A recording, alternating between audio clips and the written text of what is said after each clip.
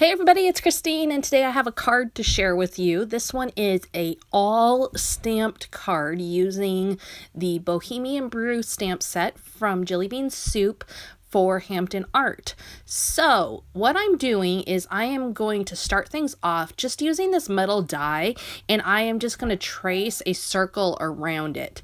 And the reason I'm going to do that is because I am going to stamp a wreath to create the whole thing. This stamp that you see currently in my hand is actually meant to be a stem with some flower buds on it. I am going to use it more as the base for my wreath. So I'm going to use it in all green, and I am going to just kind of ignore the flower buds, if you will. It would be really pretty to use it with the flower buds. And originally I kind of thought I was going to go that direction, but I ended up not doing that. So you can see I'm using some green ink. This one is just some archival ink from Ranger, and I am stamping till it is the clarity that I'm happy with, as well as the color. So the more layers I add to it, the darker green it gets to be, and I wanted it to be pretty dark. So using a stamping press definitely makes that a little bit easier because it makes sure I don't mess the stamping up. Now, this flower stem has a little bit of a curve to it. And so as I was sitting and looking at this Bohemian Brew stamp set, I thought, that might work well around a circle. And so then I pulled it out and I tried it, and I was really pleased that it did.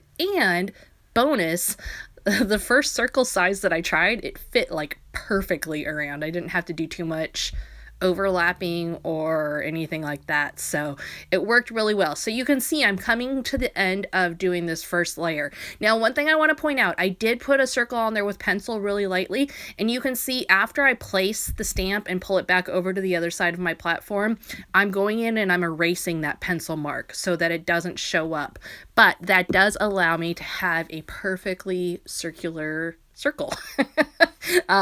Keeps things exactly how I wanted them, so that is great. Now, I'm going to tell you something. This card, I sat and looked at the stamp set for a while before I decided what direction to go, but it ended up being probably one of my favorite cards that I've ever made. I was so pleased with the end result.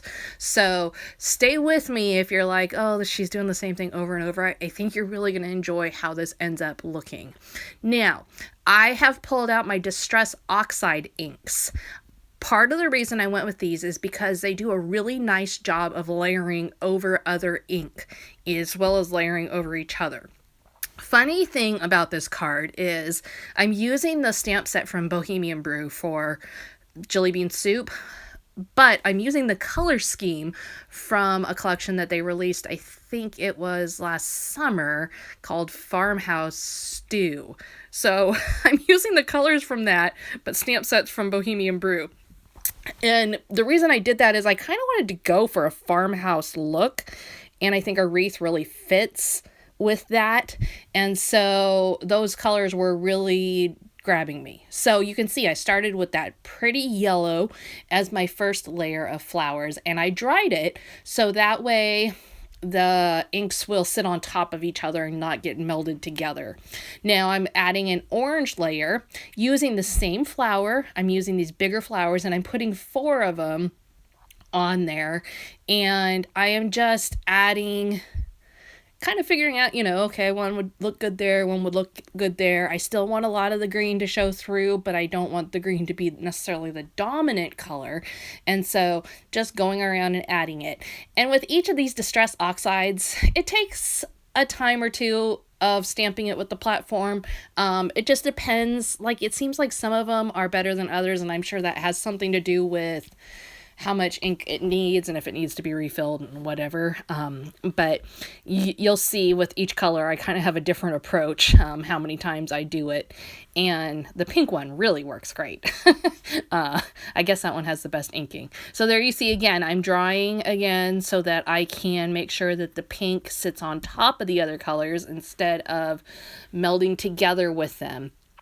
The reason I didn't use a Distress Oxide ink for my initial layers because I just didn't have a color that I liked for that. So that's why I went with a traditional dye ink instead from Ranger.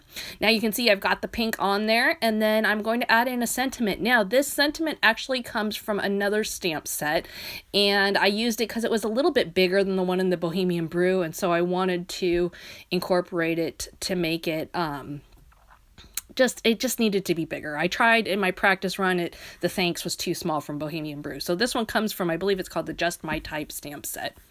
And then the final thing I'm going to do is just add in some additional little flowers around it. These come from the Bohemian Brew stamp set, and they're just 2 little flowers together. And so I'm adding those, kind of filling in some pops of color here and there where I want a little more fullness. And then I'm going to mount the whole thing on some paper that looks like shiplap or wood flooring. It comes from the Farmhouse Stew. It's a dark brown, and it matches with my sentiment there. And that's all I'm going to do for patterned paper on this, which is really unusual for me. More often than not, you see me using a lot of patterned paper. And so that was kind of a fun aspect of this card.